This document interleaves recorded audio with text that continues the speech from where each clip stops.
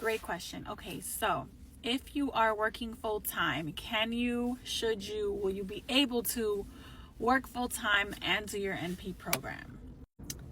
The answer to that is maybe. Now, for Columbia specifically, I wouldn't recommend, if you're starting in the fall, also starting a job in the fall, because the fall requires you to have group clinicals for 6 weeks where you're working on the weekends. And especially if you're day shift, you're not going to be able to get out of working weekends at work and having to do your clinicals for the fall. That's for Columbia specifically.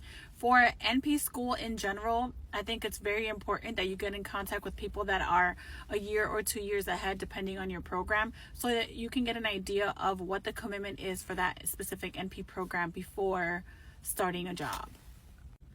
My recommendation is, if you plan to work and go to school at the same time, one of them has to be aware that the other is happening. For example, if you're already an RN, your job is most likely already aware that you're going to NP school. So you want to use them to work with you and your schedule and your requirements. You would need to give them the information from your program so that they can work around your schedule. But usually your head nurse or your charge nurse or whoever in HR is going to be able to make some sort of accommodation or movement around what your needs are for school.